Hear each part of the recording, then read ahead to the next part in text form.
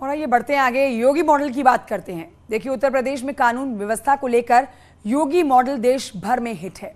अपराध का सफाया हो या फिर महिला अपराधों में सजा दिलाने की बात, एनसीआरबी के आंकड़ों में उत्तर प्रदेश सबसे आगे है।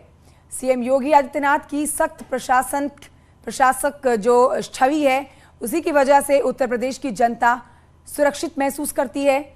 एनसीआरबी की रिपोर्ट के मुताबिक हम आपको बता रहे हैं किस तरह से यूपी के अंदर अपराध के खौफ से इस समय अपने आप को लोग सुरक्षित समझते हैं।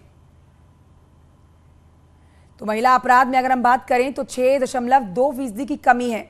बाल अपराधों की बात करी जाए तो 11.11 की कमी है। साइबर क्राइम की अगर बात की जाए तो यहां पर 22.6% की कमी दर्ज की गई है। एनसीआरबी की हम आपको आंकड़ों की बात बता रहे हैं। यूपी में सांप्रदायिक सौहार्द बरकरार है, केवल एक सांप्रदायिक हिंसा की घटना ही हुई है। तो ये अपने आप में बहुत बड़ी बात है और इसीलिए योगी मॉडल उत्तर प्रदेश में हिट है।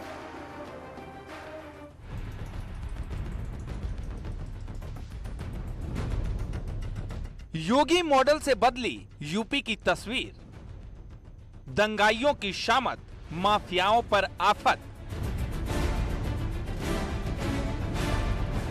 अपराधियों पर लगाम, अपराध पर विराम, महिला अपराध में कमी, एनसीआरबी की मुहर।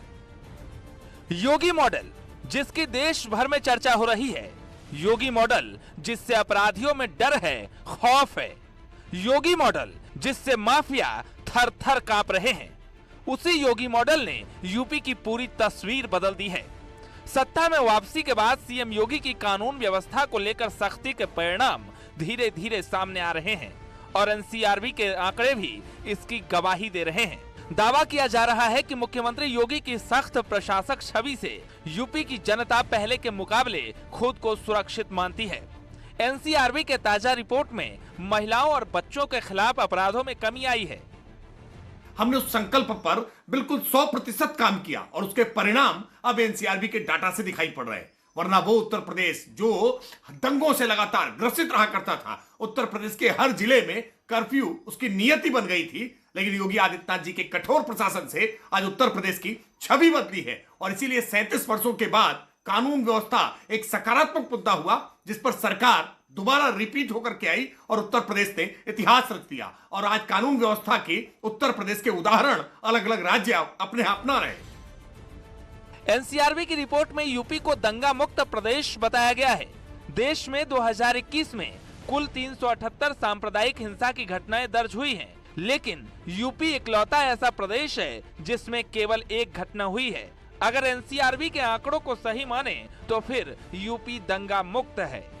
एनसीआरबी के आंकड़ों के आधार पर दावा किया जा रहा है कि यूपी में बच्चों के खिलाफ होने वाले अपराधों में भी बहुत कमी आई है। बाल अपराधों में 11.11% की कमी आई है। साल 2019 में यूपी में महिलाओं के खिलाफ 59,853 मामले दर्ज हुए थे, लेकिन इसके बाद साल 2021 में घटकर ये मामले 56,083 हो गए हैं। साफ है कि साल 2019 की तुलना में 2021 में महिला अपराधों में 6.2% की कमी आई है। इसी आंकड़ों के आधार पर दावा किया जा रहा है कि यूपी में महिलाएं सुरक्षित हैं, लेकिन विपक्ष एनसीआरबी की रिपोर्ट को सिरे से खारिज कर दिया है और झूठा बता दिया है। जो उत्तर प्रदेश में अपराधों में कमी आई की बात कही है वो झूठी है। उत्तर प्रदेश की राजधानी लखनऊ में एक बहन का अपहरण करके किया जाता है, फिर उसके साथ बलात्कार होता है, वो बहन थानों के चक्कर लगाती है, उसका मुकदमा नहीं लिखा जाता है, बहुत दबाव के बाद वो मुकदमा लिखा जाता है। यही हाल पूरे उत्तर प्रदेश का है। विपक्ष को एनसीआरबी के आंकड़ों पर यकीन नहीं हो रहा, लेकिन महिला अपराध हो या फिर बच्चों के खिलाफ होने वाले अपराध या फिर साइबर क्राइम, जिसमें 22.6% की कमी आई है और एनसीआरबी की ये रिपोर्ट योगी मॉडल को हिट बता रही है। Bureau report, news 18।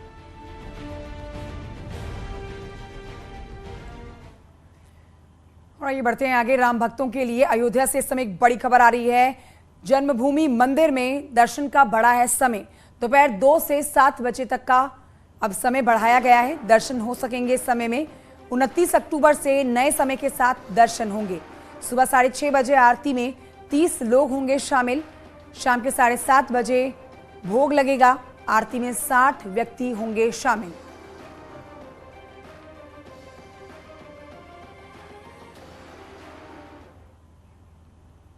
तो ये आपके सामने हम ट्वीट रख रहे हैं।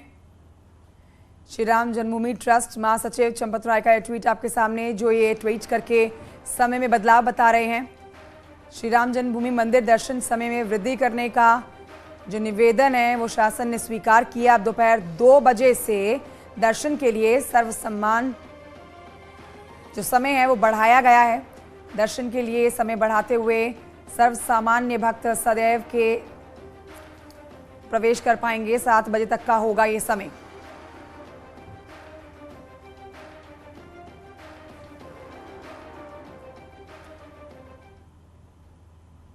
बढ़ते हैं आगे। मेरठ से खबर है, जहां पर बीजेपी व्यापार प्रकोष्ठ के प्रदेश संयोजक विनीत शारदा ने एक अजीबोगरीब अपील की है।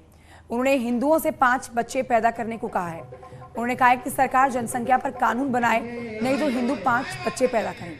उन्होंने ये भी कहा कि अगर हिंदू अभी नहीं जागे तो 25 साल के बाद देश में एक नए पाकिस्तान की मांग उठने लगेगी और तब हिंदुओं के लिए एक खतरनाक स्थिति पैदा हो जाएगी।